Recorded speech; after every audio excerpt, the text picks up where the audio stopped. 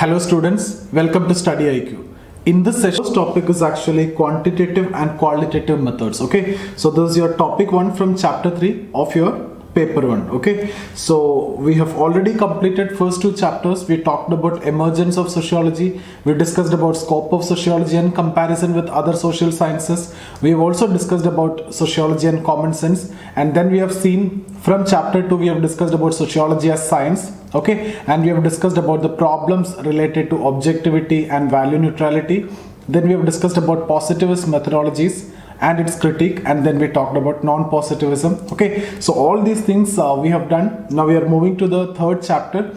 So here what we will do is, it's actually a continuation from previous discussion only. So if you remember, we were talking about sociology, emergence of sociology, and we have discussed that initial sociologists were oriented towards, that natural science. So they were interested in making sociology similar to natural sciences to get that initial acceptance or legitimacy among the academicians, among the intellectuals, right? Because there was a general obsession towards science at that point of time among the intellectuals and even the common public also. So to get that initial legitimacy, you want to claim that sociology is also nothing less than a science. Okay, and you also need to tell that sociology is similar to natural science, and the similar laws which you make in natural science could be made with respect to the social organization also. And these were the initial attempts of sociologists. You can see from Comte's approach, right? He is always trying to make universal laws of social organization. Saint Simon even thought of social physics similar to natural science. Herbert Spencer made an organismic analogy, and he compared society with an organism. So all these things we have discussed. So all these things are highlighting what? All these are showing that initial concern of sociologists to make sociology on the line similar to natural science, to give that initial push or legitimacy or acceptance among the intellectuals and the academicians. Okay, in that context they started using direct methods from natural science in sociology, and that's actually the beginning of positivism in sociology. And we have discussed about sociological positivism, which is related to empiricism, naturalism and inductivism, and all these concepts we have discussed. And if you talk about positivism, on one hand, positivism rely on theory building, testing, prediction, etc., and complete objectivity is required similar to natural science in positivism. It's all about use of scientific methods. It's all about ensuring objectivity. It's all about studying external reality, empirical reality, something which is quantified. Okay, so there comes that quantification. So social phenomena should be quantified, and for that what you will use quantitative methods. What kind of theory building process you follow? Inductive approach you follow for theory building. Okay, so all these are similar to natural science.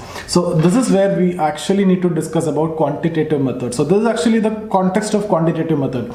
Initially, sociologists favored that positivist approach, and they favored understanding external reality, and they tried to quantify everything in terms of numbers. So they tried to visualize or get the quantified image of any social phenomena. For example, if you talk about Durkheim's theory of suicide is understood as a classical exhibition of the use of quantitative methods in sociology, statistical techniques that we have already discussed. Okay, so these Durkheim was a non-positivist. He was a positivist, and he stressed on use of scientific methods. Okay, so he used statistical techniques, or it's actually a clear-cut example, classical exhibition of use of quantitative methods in sociology. Okay, and we are supposed to study that theory. When we discuss about Durkheim, I'll discuss that theory in detail. And on the other hand, when we discuss about non-positivism, they stress on the internal matters. Internal matters means the meanings, motives, emotions, etc. Those are non-measurable attributes. Here, external realities which could be measured, which could be quantified. But when it comes to non-positivism, non-measurable attributes like love, hatred, emotions, feelings, etc. of the people. So can you quantify that? You cannot quantify. Okay, so there the data developed will be in the form of text. You will try to understand the phenomena. You will try to interpret the phenomena. There is no scope of theory building over there. Although initial non-positivist like Weber is a transition from positivism to non-positivism. They made some theories, but later non-positivist like phenomenologist and ethnomethodologist. If you remember, we talked about Alfred Schutz, Peter Berger Luckman, and then Harold Garfinkel, his ethnomethodologist. He introduced ethnomethodology. So all these people rejected the possibility of theory and causal explanation of any phenomena. But on the other hand, positivism is stressing on cause and effect relationship, objectivity, theory building. Here, no causal explanation possible, no theory building is required. It's all about understanding or interpretation. So there is no scope of testability here. There is no scope of prediction at all. Testing and prediction is considered as a distinct reality here, because you are dealing with description and textual data, and you're dealing with the internal aspects, you're dealing with the emotions of the people. Okay, so this is about the context. Actually, when it comes to positivism, we stress on more of quantitative method, and when it comes to non-positivism, qualitative method. When we come to the method specifically, quantitative methods develop everything in terms of numbers, and method of theory building is actually induction. When it comes to qualitative, the data developed will be in the form of text. Okay, see, when I'm talking about numbers, how you get that in terms of social phenomena? For example, if you're conducting the study of suicide, what Durkheim would have been done? He would have collected data from the police records, those data which would have recorded as suicide. So you can get the numbers. So over the last couple of years, how many suicides are there? So you can get that numbers, and based on that you can make correlation, you can make the graphs, you can make the curves, you can make the tables, and you can also see a pattern. Like in Jan, over the last 2 years, this is the rate of suicide. In Feb, this is the suicide. In March, this is the rate of suicide, and you may be in a position to predict in the next year, February or March or April, what will be the rate of suicide.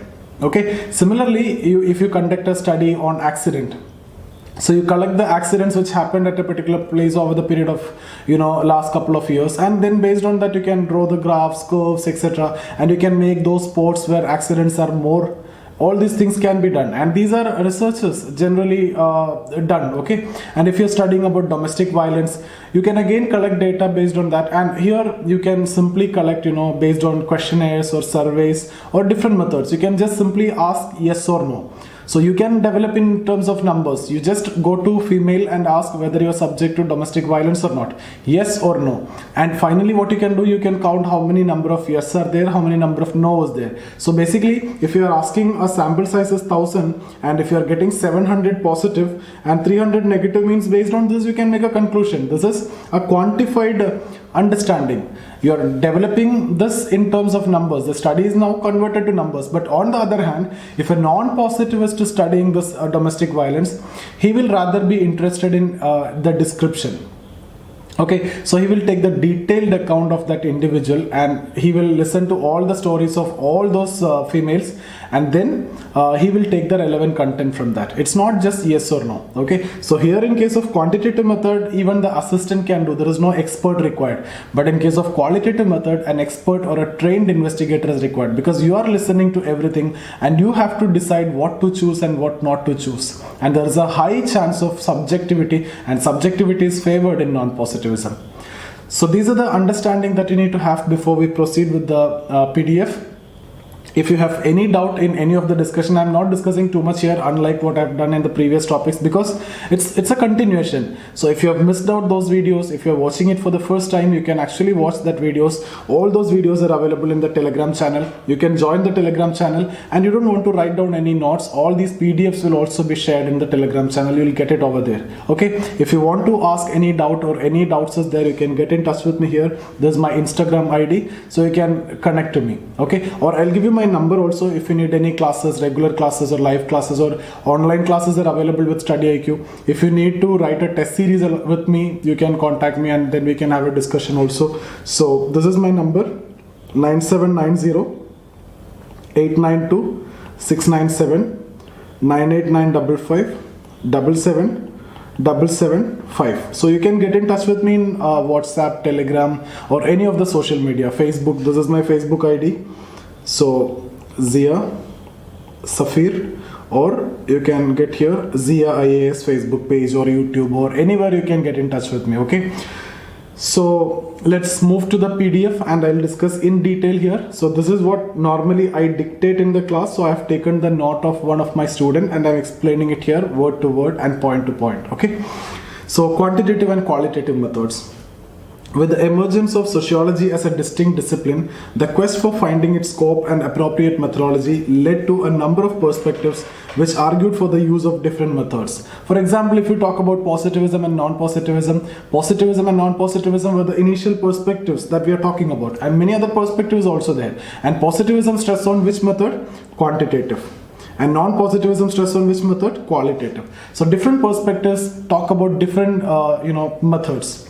Okay, which argued for the use of different methods. Okay, the debate surrounding the use of methods was closely interlinked with the initial debate on the nature of sociology, right? What was the initial debate on the nature of sociology? Whether sociology is a science or not. If it is a science, then those people who are following positivist approach, they are stressing on quantitative approach. Later on, those who are saying that it is not similar to natural science, it's a social science, they are following a non-positivist approach and stressing on studying internal aspects, because ideas generated in the minds of the individual can create social change according to Hegelian speculative philosophy. So the followers of that, Weber, Mead, then ethnometrologists, phenomenologists, all are interested in studying the internal meanings, right? So I hope you understood the ideas generated in the minds of the individual can create huge change in society. That's what you can see in terms of WhatsApp, Facebook, Twitter, okay, Zoom, everything, right? You can just sit in your home and you can attend these classes, and you can attend the top faculty's classes just like this in your YouTube or any other social media platform. Earlier, was that the case? No, you have to go to Delhi, you have to join a coaching institute, you have to pay. If you need to attend an optional class, that what I'm giving, it's like 45,000 you need to pay. Okay, and if you already joined, you can't change the teacher also, you have to continue with that person. Now if you don't like my class, you can obviously change and you can get a better teacher. Okay, so that choice is there, and that too you don't want to spend anything. You just need to do what? 1 GB 5 rupee, that's what you need to spend the maximum, and that itself, maybe transportation cost itself will be so much, right? When you are going to the institute, or time waste will be there, transportation cost will be there, food expense will be there, hostel expense will be there, and you are getting the advantage of home. Okay, you are getting all luxuries of your house. You can sit in your house and you can watch this video. I'm delivering from Kerala, so you can listen to me from any part of India, any part of world. So all these are because of ideas. During my time, when I was preparing from Kerala to Delhi, I'm coming and I'm attending the classes and transporting and staying in hostel. Food is a problem. All these problems, now it's not there. Why? Because of these ideas which were came in the minds of some people, right? So what I want to tell you is social phenomena are the result of ideas. Social change will be result of ideas which are developed in the minds of individual. Okay, so you need to study that ideas, or you need to study the internal aspects, right? It all generated in the minds of the individual. So if you're studying only external aspects, and if you try to quantify everything, you are actually having a partial understanding of reality only. You are ignoring that internal aspects, which is considered more important rather. So I hope you understood what I mean to say. So the initial emphasis on positivist approach employing empiricism and inductivism prefer the use of facts. So positivism, it's quantitative image which are quantifiable in nature. So positivist approach, quantifiable in nature. The critique of positivist approach led to the development of non-positivism, which prefer more abstract qualitative methods. Okay, so positivism, quantitative, non-positivism, qualitative. Both these methods find their place in the context of different subject matter proposed by positivism and non-positivism. Now let's move on to quantitative methods directly. These methods employ systematic scientific investigation of quantitative properties of phenomena. See, everything which is important from this PDF I have underlined, okay? And next class onwards, everything I'll underline so that I can bolden it also, so that it will be very easy for you to revise it, okay? So quantitative properties of phenomena in order to develop models of theory. So you'll try to get the quantitative properties of phenomena. Like I've told you accidents, I've told you suicide cases. So in all these cases, what you're doing, you are trying to quantify it. You are going to get the quantitative properties of that phenomena. Okay, the approach of these methods is to generate a quantified image of the phenomena under study in terms of numbers. The first step here, the process of measurement is central in quantitative methods. So measurement, that means data collection, is the most important step, because it provides the fundamental connection between empirical observation and the mathematical expression of quantitative relationship. So process of measurement is the most important, and thus quantitative methods are used to generate quantitative data dealing with numbers. Okay, now various techniques used by quantitative methods are surveys, interviews, questionnaires, schedules, etc. These methods are generally applied for the purpose of data collection using sampling. I have told you select a sample size and you will go and ask to people whether yes or no. Mostly this question. So if it is questionnaires, you don't go for detailed descriptions. Okay, yes or no, then what you can get? You can actually get the quantified image of any phenomena that is under study. You are going to ask yes or no, whether you consume alcohol or not, yes or no. Okay, so whether you are subjected to domestic violence or not, yes or no. Okay, so this is what the study all about. The second step is actually interpretation of data. So the interpretation of data in these methods is done with the help of proper representation of data using modern statistical techniques leading to an objective interpretation. So objective interpretation is considered necessary here. Okay. So various techniques like drawing tables, graphs, curves, and other techniques like correlation methods are used. If you remember, you might have done a lot of experiments in your 10th, 11th, 12th, etc. in physics, right? So what you do over there, you develop tables, right? So, and in these tables, you will write these n's and etc. and finally sigma n, so sigma x. So all these calculations will be done and you will try to plot the graphs, or you can interpret through the tables, right? So exactly the same thing is what I'm talking about here. So that we have done in case of physics. That is natural science. Here you are trying to do the same thing in social science, in sociology. But there is obvious limitations. Okay. Nowadays interpretation is highly simplified by the use of computers. Now, so finally, so after the collection of data, that means measurement of data, then interpretation of data, then it's about theory building. Theory building and testing, okay. So theory building in quantitative method, the quantitative method draws from, there's not groups, draws from the method of induction. Okay, the emphasis is on development of theories based on cause and effect relationships. So wherever you see cause and effect relationship, it is related to science, it is related to objectivity. So you're trying to establish cause and effect relationship. There is no causal explanation in case of non-positivism. Okay, so there it is only understanding. So when we talk about cause and effect relationship, it's all about theory building, it's all about objectivity, it's all about positivism, it's all about scientific. So the testing in this theory is also done with the use of data. So what all elements we have told? Measurement of data, quantified it is, numbers you will get, interpretation using tables, charts, graphs, etc. So you will draw like this graphs, etc. or you make tables, etc. Right? This is how you will interpret. And theory building through induction, and then you have to establish cause and effect relationship, and also testing to be done by using data. Now we look into the advantages and disadvantages of it. All these are actually underlined, so this will be very easy for you to revise. Advantages, if you see, these are objective. Okay, you know why? Because you're dealing with external aspects and numbers. You can test, you can predict, you can check the reliability and validity, you can replicate, you can regenerate the result. Okay, so these methods are considered objective as generalization is based on facts. These methods are considered scientific, especially in the light of natural science. So this is similar to natural science method. Quantitative methods present an advantage of easy measurement as experts are not required for collection of data. I've told you this point, this is easy to measure because experts is not required. If you are a researcher, you don't want to go and research. You can even send your assistant, or you can even send a kid and you can ask to fill this form, yes or no. Okay, so expert is not required. On the other hand, non-positivism requires expert and a trained investigator. Okay. These methods can be used for huge population also. You just see, you can conduct an online survey. Okay, you can ask question and you can put yes or no. So you can say even 1 lakh people will also be part of this survey. Okay, so it can be for huge population, but in case of non-positivism that is not possible because detailed description is taken. Here only quantifiable image is required. So it is easy to check the reliability, validity. Obviously, it can be regenerated. That means the result could be replicated. You do the same research at any point of time, you can replicate it. You boil the water at 100 degrees Celsius, you know what is going to happen. At boiling point, water will act in what way, and at freezing point, water will act in what way. You all know. We all know. Because it's related to matter. So you can predict. Okay? So, disadvantages. What are the limitations? These methods cannot be applied for studying social phenomena which are based on non-measurable attributes like internal aspects, meanings, motives, etc. The internal sides of phenomena like understanding the meanings, emotions, sentiments, etc. cannot be studied by facts. Okay? Because for that we will use non-positivism and qualitative methods. And second one, these methods are difficult to apply in situations where number of variables are very high. Yeah. Number of variables are very high. See, if it is about domestic violence, if you're just going and asking, are you subjected to domestic violence? Yes or no. But if you're including more variables in that, let's suppose domestic violence is connected to alcoholism. You may make one variable, one reason for this is alcoholism.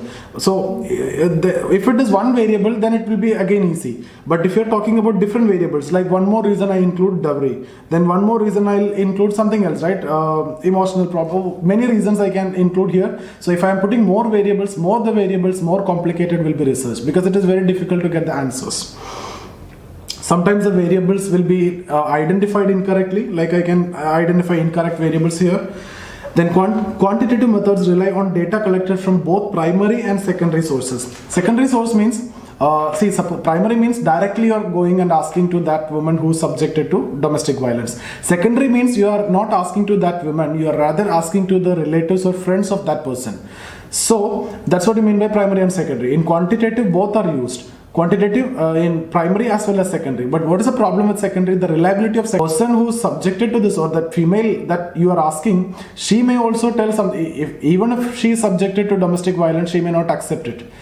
If you take, even if she is not subjected to domestic violence, some cases they will simply claim that they are subjected to domestic violence. If some campaign is going on for domestic violence, everybody will come and everybody will tell that it is there. If some Me Too campaign is going on, then also it will happen, right? So there are false informations which can also come directly from that person. So what about relatives and what about friends, etc.? The secondary information, the reliability cannot be checked. It is very difficult.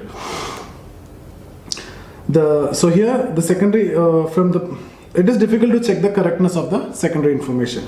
These methods are hard to apply on historical phenomena as the relevant data may not be available. Okay. Apart from this, quantitative methods are accused of generating partial view of reality. I've told you, because it is not considering the non-measurable attributes. That's in fact the first point only.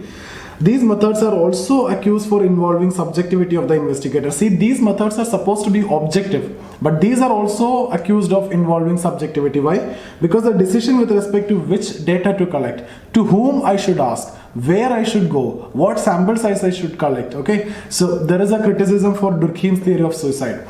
See, the criticism is Durkheim had the theory already in his mind even before he took up the analysis. And to suit his convenience, he have collected those data. So theory was already there in his mind. Even though he is using quantitative method, even though it is a classical exhibition of statistical techniques in sociology, but still there's criticized like that. So if you are a sociologist or if you are a researcher who's conducting a study, you might have formed an opinion already in the mind. Domestic violence is because of alcoholism. That is there in your mind. And then you collect a sample size accordingly. You go and ask to those people who are going to answer same what you want to get. Okay, so I hope you understood. So from whom you should get information, how you should get information, when, where you should get information, the sample size, everything is actually decided by the investigator. So there itself subjective bias will be there. It's not that you're going and getting it from every possible cases. No. Okay, now qualitative methods. So qualitative method emerged as a reaction to quantitative method. It is part of non-positivism, etc. So that is easy anyway. No theory building, no testing, no prediction. It's all about understanding, simple. So the data collected will be textual in nature, descriptive data. It is very easy to write also for you. They refer to the examination, analysis, interpretation of observation for the purpose of discovering underlying meanings and patterns of relationship. Patterns of relationship means the connections, interconnection between different elements of society. The qualitative methods in sociology emerged in reaction to excessive emphasis on quantitative methods used by the positivist research, you know that. These methods are often used to gain better understanding of non-measurable sociological attributes. Non-measurable, that means non-quantifiable, okay, like meanings, sentiments, emotions, etc., internal aspects. The data generated is qualitative in nature. The qualitative data is in the form of text and not numbers. It is usually based on description of variables. Okay, various techniques like observation, first-hand narration, all these I will discuss in detail. You don't worry about the seeing here. So when we talked about Durkheim, I've told you statistical techniques, indirect experiment, etc. Those are positivist method.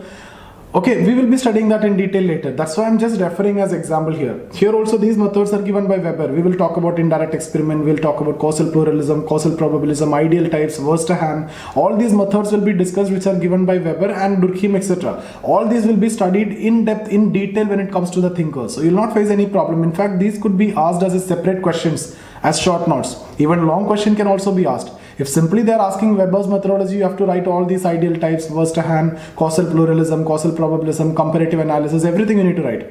For example, in his theory of Protestant ethic and spirit of capitalism, he is using ideal types and comparative analysis. Okay, so we will discuss everything, so you don't want to worry about that. Anyway, we are systematically, progressing. So as of now, I'm just taking these as examples from something which we are going to learn in future. Okay.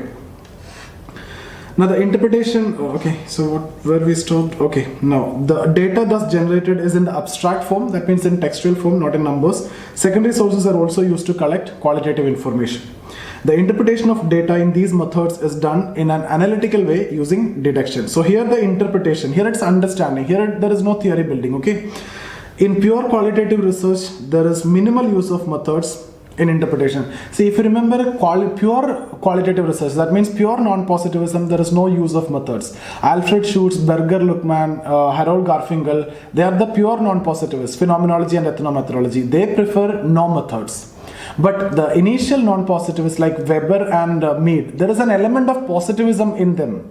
Right? They stress on objectivity. So they preferred use of methods. And that's why we have discussed about all these methods. Weber gave these methods. And non-positivists reject the possibility of theory's causal explanation. But the initial non-positivists, I told you Weber, Mead, etc., there is a deviation. It's a transitional phase. So they come up with some theories. So initial positivists, they stressed on some methods, they stressed on some theory. But later positivist, non-positivist, totally rejected it. Okay. Similarly, qualitative methods often reject the formulation of theories, yes, and testing is done through reasoning. Now let's look into the advantages of qualitative data. They are considered significant in the light of generating complete understanding of reality. In general, these methods are considered cheap if the purpose is research is confined. If it is confined, it is cheap, otherwise it will be expensive also. Because you need to go to everyone, you need to ask everyone, you need to get the method of accounts, you need to get the description, and you need to do a lot of detailed evaluation. So all these will take time and effort and expenses. Okay.